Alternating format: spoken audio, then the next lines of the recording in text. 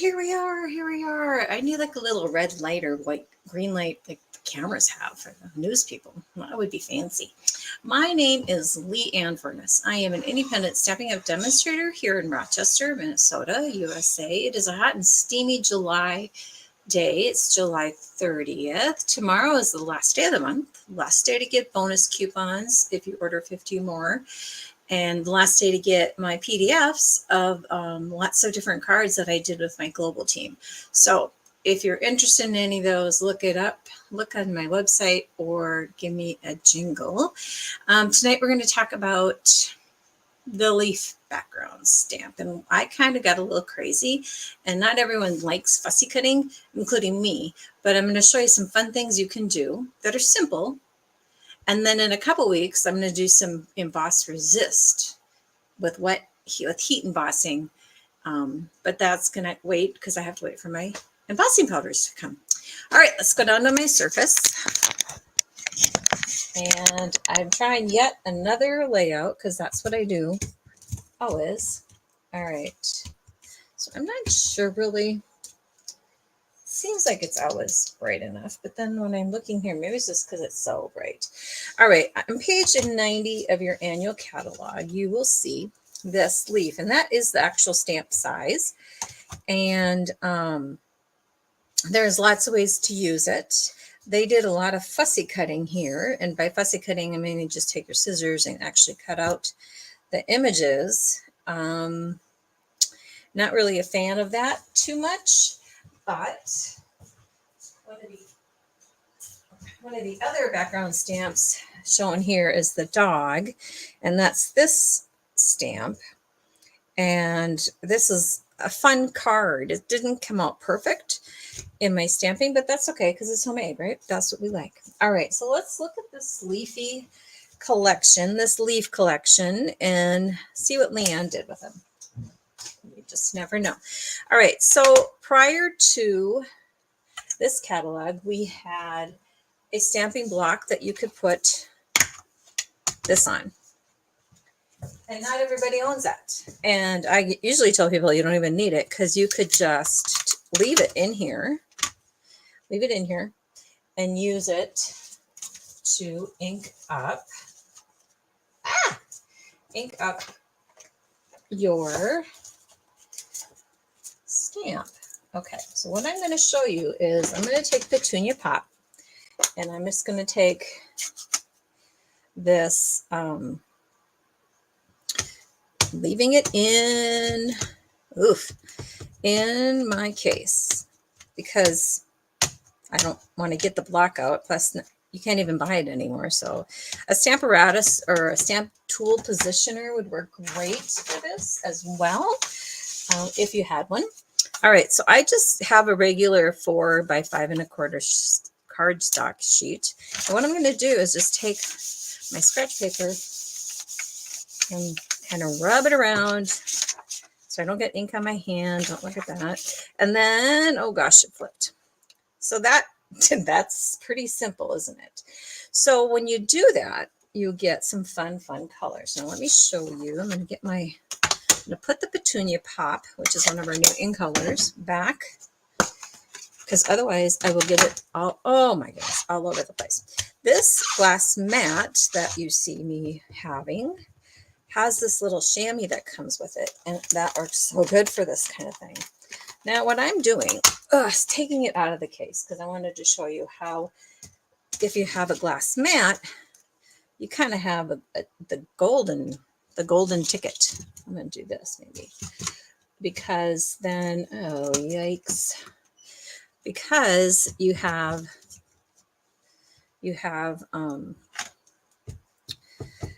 it's stationary, right? It's not going anywhere. So no matter what glass mat you might be using, you can do it that way. So when I did the Petunia Pop, I went and did the peach pie and the Shy Shamrock. And I just cut 1 1/4 inch strips of those and just kind of covered up some parts and said, I mean, I didn't mean to have them be the same panels, but that's just how they were. And it was a simple card. It's so you do 3 different colors and then you cut it apart. Okay, so then when you cut it apart, you can do something crazy like fussy cut. You remember the cutting of the parts of your card. Let's see. So here's an example. I fussy cut out the leftovers from this card. So I fussy cut that out. I'm not a fan, and I was watching gymnastics, so there's that. So I wasn't paying attention completely. And then this one is a lot more fun little cards, and I kind of goofed, but I wanted to make a peekaboo kind of card. I don't know if I like it or not, but that's that. That's standard stamping, fussy cutting kind of thing. Then you can do a fun technique. Now, I've talked about the stamping spots you can get in a variety pack, as well as in every kit that you can order, or Paper Pumpkin. They all have these little handy dandy spots. And the handy dandy little spots work really good for this technique.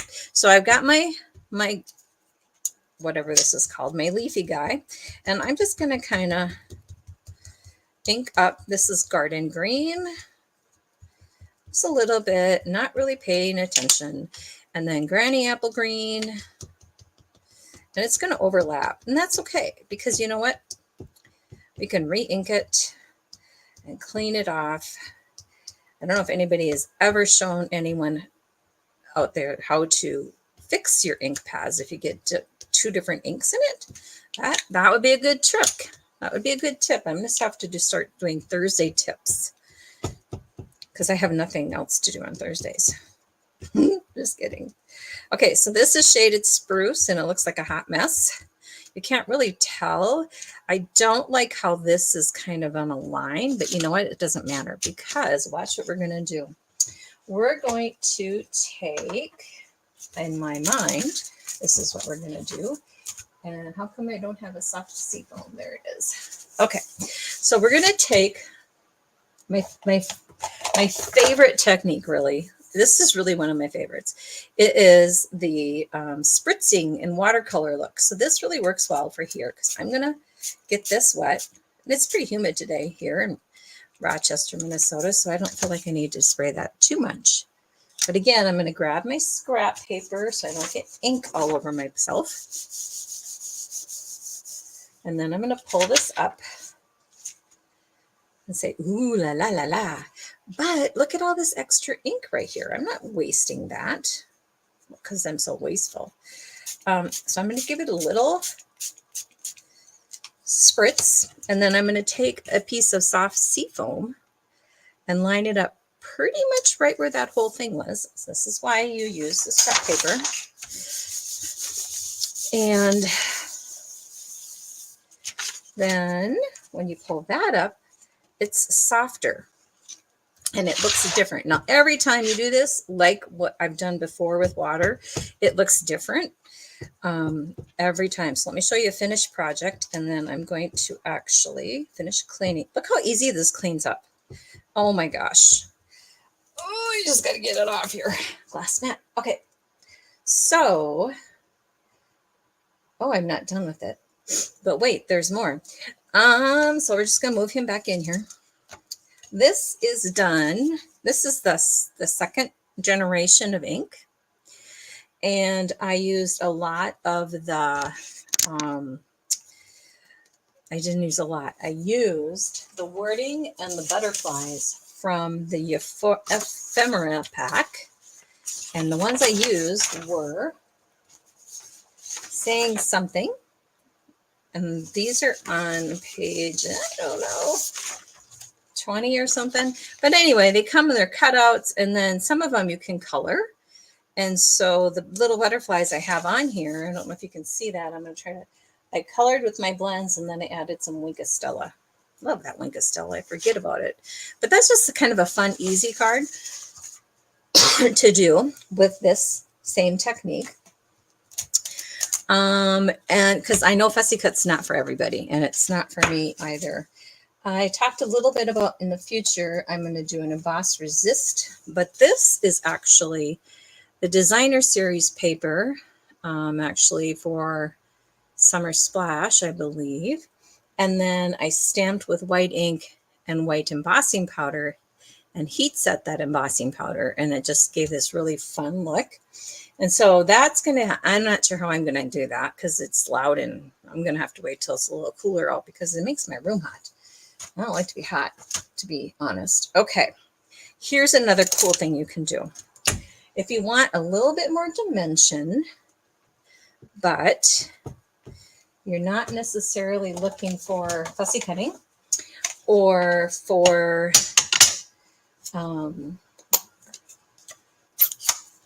don't know, like embossing, because that's involved, right? Okay, so I got soft seafoam. One of our really light greens, and that looks really juicy. And I'm going to take another sheet, a standard sheet of white cardstock, I hope. What happened to it? It's probably like right in front of my face. Maybe I didn't cut enough. Oh, well. Okay, we'll use this one. I don't know if it's the right size, but it's going to work great. So I'm going to put this on, noting the direction, right? I'm not going to get that scratch paper at the moment.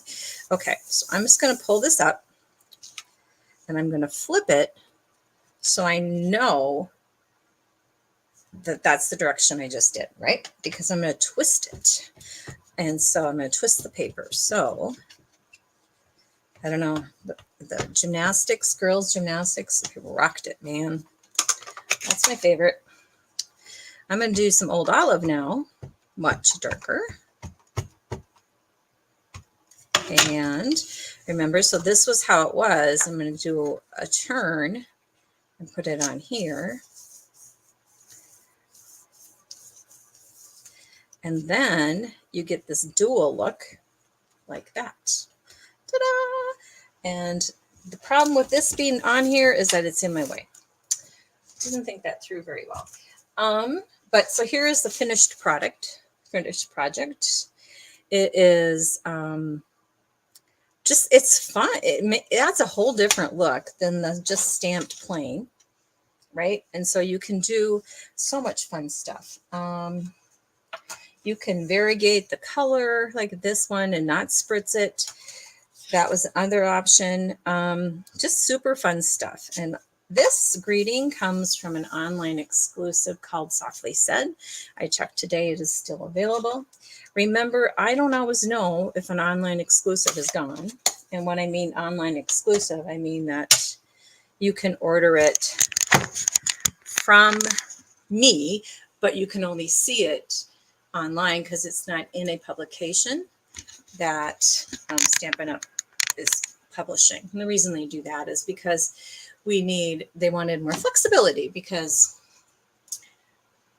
they have to, they have to plan like the catalog that you're going to be getting soon for the fall holiday catalog has been in production, in print production for like 18 months. So if a new trend comes up really quick, this gives Stampin' Up! A little bit more lenience into reacting quickly. I'm excited that there's a lot of scrapbooking things in the next catalog.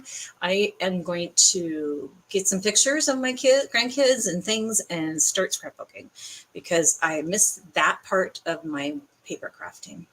That was a really quick video, but thank you for watching. And I will post these projects on my Facebook page.